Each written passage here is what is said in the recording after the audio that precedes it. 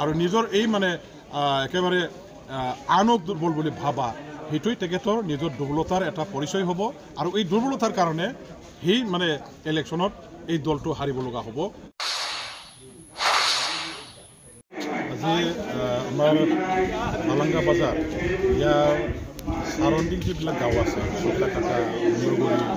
এলেংবাৰী আমাৰ সোণাপুৰ এইবিলাক গাঁৱত যিসকল আচলতে UPPL কৰা ৰাইজ আছিলে এনেও এইবোৰ অঞ্চলত তেওঁলোকৰ পাৰ্টি কৰ্মী হিচাপে খুব বেছি তেনেকুৱা নাই এই অঞ্চলটো আমাৰ BPF দলৰ দখলত থকা এটা অঞ্চল তথাপিও যিকেইজন আছিলে এইবোৰ অঞ্চলত এইসকল ৰাইজে আজি তেখেতসকলে ইচ্ছাই নিজৰ আমাৰ BPF দলত যোগদান কৰিবৰ কাৰণে তেখেতসকলে যিটো দলত আছিলে সঁচাকৈ UPPL দলৰে কৰ্মী হিচাপে তেখেতসকলে যিটো আছিলে এই UPPL দলটো তেওঁলোকে আজি দলে বলে ত্যাগ কৰি পেলাই আমাৰ দললৈ যোগদান কৰিছে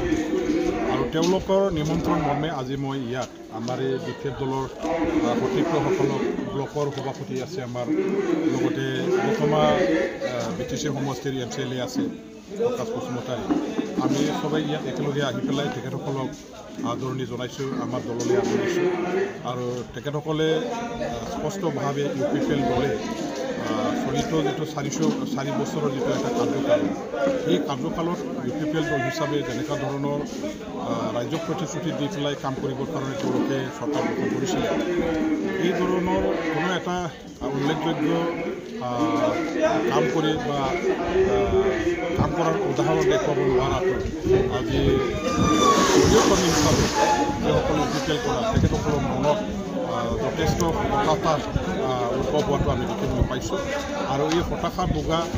আৰু অবিশ্বাস তেওঁলোকৰ মনত যিহেতু দলৰ প্ৰতি সোমাইছে নিজৰ দলৰ প্ৰতি প্ৰমোদ বড়োৰ নেতৃত্বাধীন UPPL দল আৰু চৰকাৰৰ প্ৰতি এতিয়া আস্থা নাইকিয়া হৈছে এই যিসকলে আজি আস্থা বা বিশ্বাস ল'ব পৰা নাই UPPL দলৰ দ্বাৰা যিটো ভৱিষ্যতলৈ আৰু কোনো এটা ভাল কাম হ'ব বুলিও তেনেকুৱা ধৰণৰ কোনো আশাও কৰা নাযায় এই মহভংগ হোৱা যিসকল ৰাইজ আছে এতিয়া গোটেই BTC অঞ্চলত যেনেকুৱা ধৰণৰ এটা ঢৌ সৃষ্টি হৈছে UPPL দল ত্যাগ কৰি BJP দল ত্যাগ কৰি পেলাই BPFত যোগদান কৰা এই একেই ধৰণৰ ঢৌটো আমাৰ ইণ্টায়াৰ দথমা ব্লক BPFৰ অধীনস্থ এলেকাবিলাকতো আজি চলিছে প্ৰত্যেক এলেকাত আজি ডেইলি যোগদান চেৰিমনি হৈ আছে অলপ পিছত আকৌ আমাৰ দথমা মণ্ডল BJPৰ প্ৰেচিডেণ্ট তেখেতৰ গাঁও আমাৰ লাংডাংপাৰা গাঁও আছে সেই গাঁওখনত থকা BJPৰ কৰ্মীসকলে BPF দলত আহিবৰ কাৰণে তেওঁলোকে যোগদান কৰিবলৈ সাজু হৈছে আৰু আজি যোগদান কৰিব আমি তেখেতসকলক আদৰি জনাম বিলাকত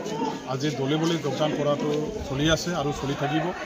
আৰু যি ধৰণৰ এতিয়া যোগদান চেৰিমনি হৈ আছে BPF দললৈ অহা আমি দাঁতিকে ক'ব পাৰোঁ যে UPPL দলৰ ভৱিষ্যতটো একেবাৰে মানে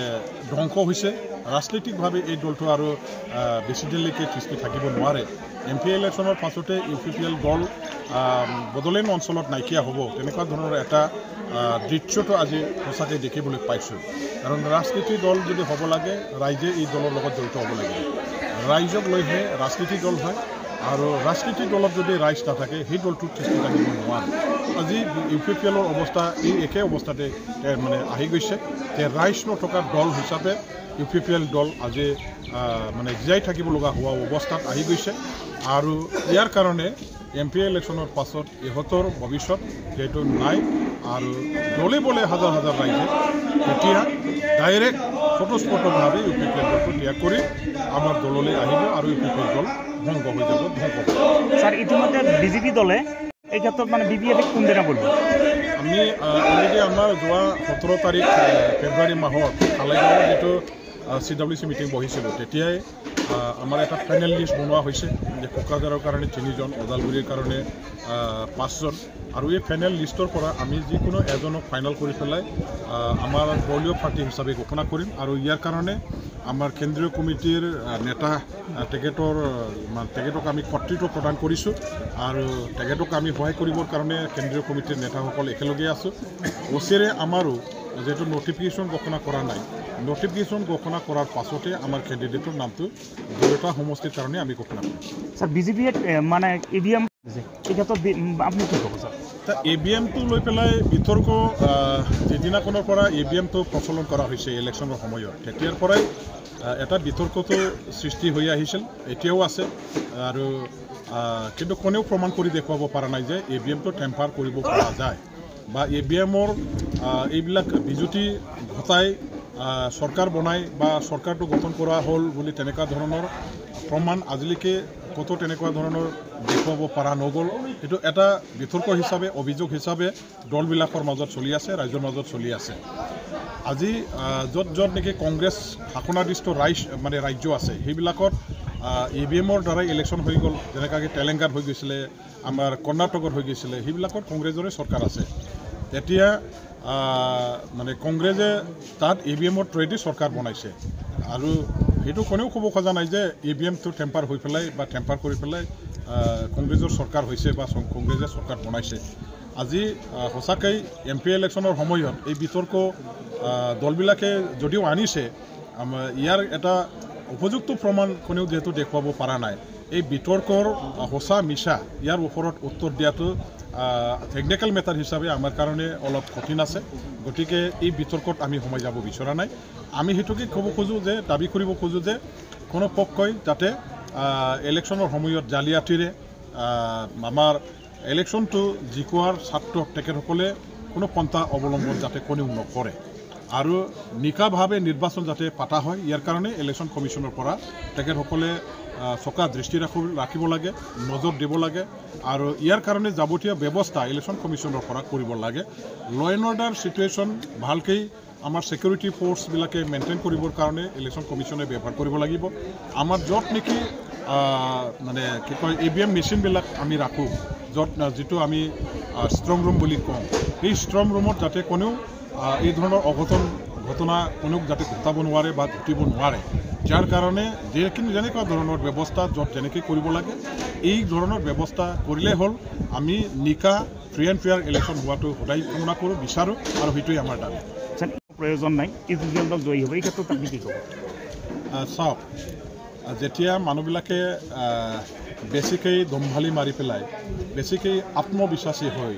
আনক দুৰ্বল বুলি ভাবে এটা কথা আছে যে শত্ৰুক কেতিয়াও দুৰ্বল বুলি ভাবিব নালাগে এটা কথা যে বিজয় সাব্যস্ত কৰা